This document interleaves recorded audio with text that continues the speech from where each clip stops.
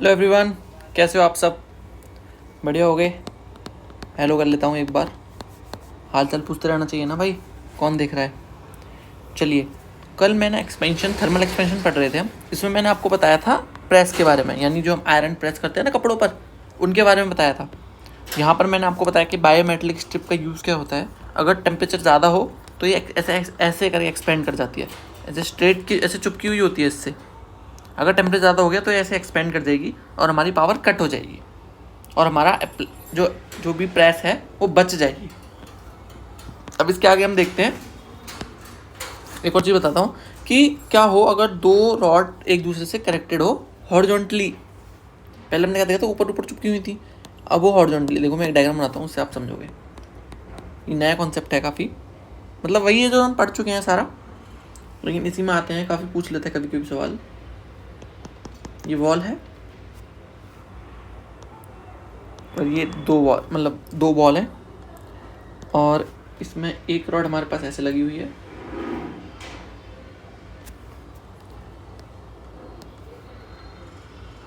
और दूसरी रॉड हमारे पास ऐसे लगी हुई है। इन दोनों का एरिया ए है, इसकी लेंथ L2 है और अल्फ़ा 2 है। और ये Y2 क्या है? ये है यंग्स मॉडुलस। यंग्स मॉडुलस तो पढ़ा होगा आपने, ठीक है।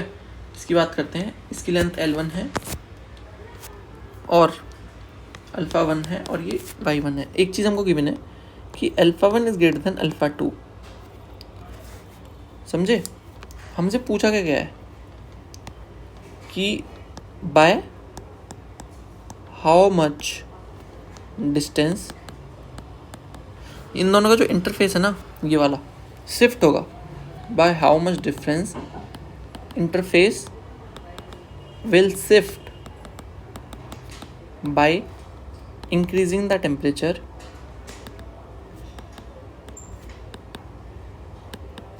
By delta T. देखिए, अब टेम्परेचर बढ़ाया हमने इस वाली रॉड का, मतलब ये वाली रॉड है, इसका टेम्परेचर बढ़ाया हमने, तो क्या जाएगा? L plus alpha delta T होना चाहिए था, लेकिन होगा नहीं, क्योंकि ये वाला रॉड इस पर एक फोर्स लगाएगा और ये वाला रॉड इस पर एक फोर्स लगाएगा और ये दोनों इक्विलिब्रियम में बने रहेंगे तो ये फोर्स इक्वल होगा। मार्क कर देता हूँ आपके लिए एक बार कि इस पर ये फोर्स इधर लगाएगा और इस पर ये फोर्स इधर लगाएगा और दोनों की वैल्यू F होगी। तो हमने यंग्स मॉडुलस के दौरान क्या पढ़ा था? यंग्स मॉडुलस क्या होता है? Stress upon strain. तो यहाँ से हमारे पास स्ट्रेस क्या है? हमारे पास F by A.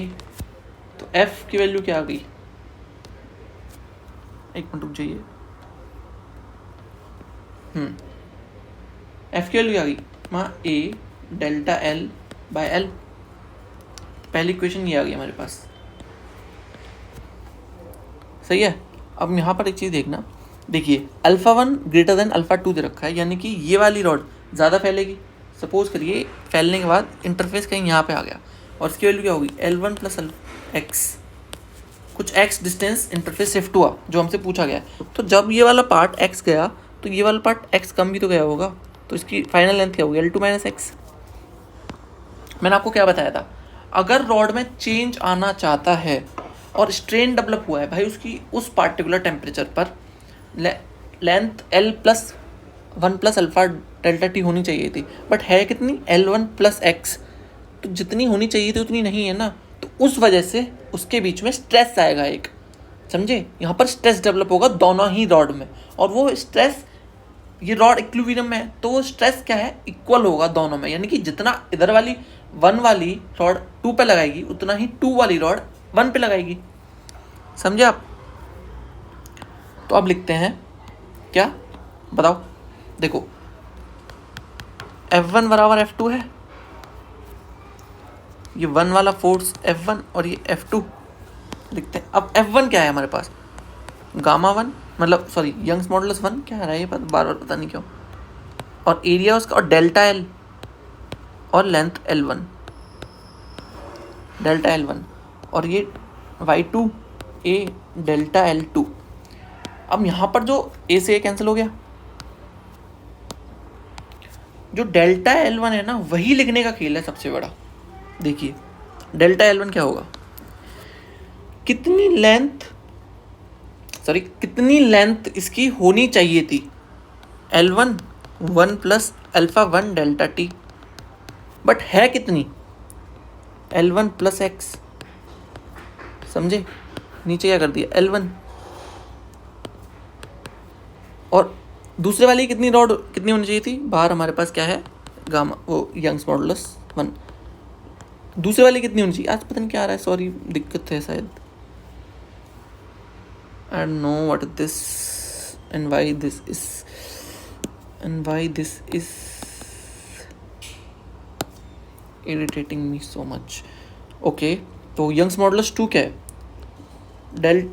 Lambda 2 L2 plus alpha 2 delta theta, ये होनी चाहिए थी बट है कितनी, L2 माइनस एक्स अपॉन में L2।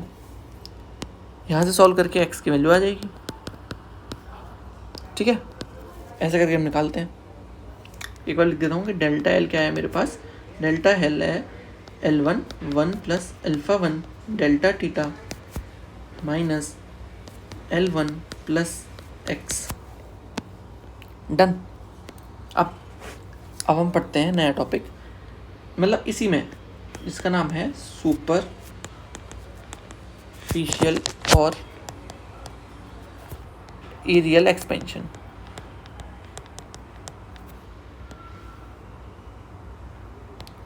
अब ये क्या है, देखिए मेरे पास कोई एरिया है,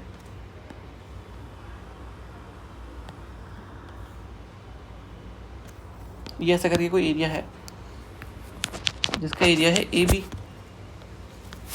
ये है B और ये है A। इसको एक्सपेंड करा हमने T प्लस डेल्टा T, तो जो हमारे पास नया एरिया आएगा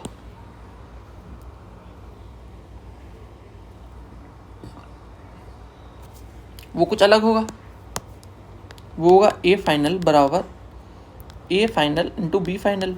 अब A फाइनल क्या है, ये हमारे पास B फाइनल है और ये हमारे पास क्या है, A फाइनल।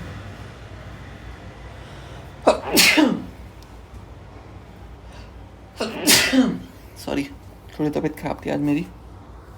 चलिए एक बार ना लिख लेते हैं सब चीज़ें, कि हमारे पास A फाइनल क्या आएगा, बताओ। अगर इस वाले का एक्सपेंशन अल्फ़ा 1 है और इस वाले का एक्सपेंशन अल्फ़ा 2 है, तो क्या मैं लिख सकता हूँ A फाइनल क्या आएगा, A1 plus alpha 1 delta T temperature, और B फाइनल क्या आएगा, B1 plus alpha 2 delta T temperature. और A फाइनल क्या था हमारे पास, स्मॉल a फाइनल और small b final. Small a की वैल्यू पुट कर लेते हैं, A1 plus alpha 1 delta T into B1 plus alpha 2 delta T. Multiply करिए इसको, जब हम इसको मल्टीप्लाई करते हैं तो ये आता है AB, तो ये A आ गया और ये आ गया 1 plus alpha 1 plus alpha 2 delta T plus alpha 1 into alpha 2 delta T. अब मुझे एक बात बताइए, देखो यहाँ पर क्या है, डेल्टा टी बहुत स्मॉल है, अल्फ़ा 1 बहुत स्मॉल है 10 टू पावर माइनस समथिंग में, और वहीं पर डेल्टा 2 भी 10 टू पावर माइनस समथिंग में, यानी कि ये भी 10 टू पावर माइनस समथिंग में और ये भी 10 टू पावर माइनस समथिंग में। तो क्या बताइए, इन दोनों को जब मल्टीप्लाई कर देंगे और फिर ऐड करेंगे तो कोई दिक्कत आएगी, मतलब एक कोई चेंज आएगा तगड़ा, या कोई बढ़िया सा चेंज आएगा, नहीं ना, बहुत सिंपल, बहुत थोड़ा चेंज आएगा पॉइंट में कुछ। तो हम इसको नेगलेक्ट कर सकते हैं बहुत आराम से। क्या है, इसको नेगलेक्ट करिए 0, और अब लिखिए A फाइनल की वैल्यू लिख दीजिए, A1 plus alpha 1 plus alpha 2 delta tit. ये आ गई मेरे पास फाइनल एरियल, मतलब फाइनल एरिया क्या होगा यहाँ पर। और इसको एक नया टर्म का नाम देते हैं हम, ये alpha 1 plus alpha 2 beta, alpha 1 plus alpha 2, इसको क्या बोलते हैं हम, coefficient of areal expansion. Coefficient of areal expansion, इसको याद कर लीजिए। अब इसको क्या है, अब देखिए इसको और भी तो ईजी बनाना था हमको, तो यहाँ पर कुछ चीज़ें डिफाइन करी जाती हैं। पहला जो हमारे रियल लाइफ में देखा जाता है, आइसोट्रोपिक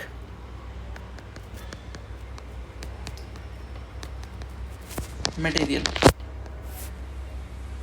अब भाई साहब आइसोट्रोपिक मटेरियल क्या है, तो आइसोट्रोपिक मटेरियल उस तरह के मटेरियल हैं जिनकी सारी प्रॉपर्टी हर डायरेक्शन में सेम होती है, यानी कि दे हैव सेम प्रॉपर्टी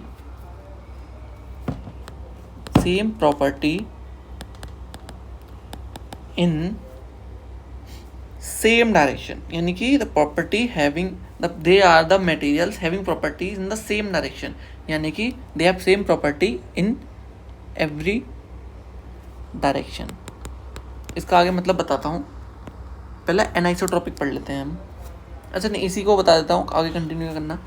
देखिए, यानी कि अगर कोई मटेरियल है और इसकी ये लेंथ अलग एक्सपेंड करेगी, ये लेंथ अलग एक्सपेंड करेगी, तो ऐसा आइसोट्रॉपिक में नहीं होता है, ये सेम होंगी, यानी ये भी अल्फा होगी, ये भी अल्फा। तो हमारे पास बीटा कितना आ गया, अल्फा 1 प्लस अल्फा 2, और अल्फा 1 अल्फा 2 क्या थी, अल्फा, तो ये आ गया 2 अल्फा। सिंपल आ गया ना। ऐसे हम वॉल्यूम का निकालते हैं, alpha 1 plus alpha 2 plus alpha 3, और ये आ गया 3 अल्फा, वेयर अल्फा 1 बराबर अल्फा 2 बराबर अल्फा 3 बराबर अल्फा। समझे। अब यहाँ पर एक और चीज़ आती है जो मैंने पहले वाला एग्जांपल में ली थी, वो थी एनाइसोट्रॉपिक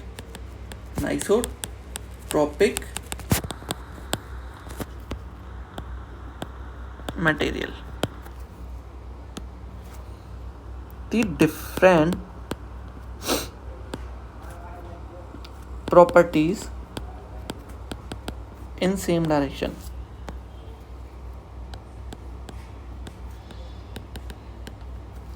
यानी कि यहाँ पर अल्फा 1 बराबर अल्फा 2 नहीं होगा, और बीटा की वैल्यू क्या आएगी, अल्फा 1 प्लस अल्फा 2, और वहीं पर गामा की वैल्यू क्या आएगी, alpha 1 plus alpha 2 plus alpha 3 gamma.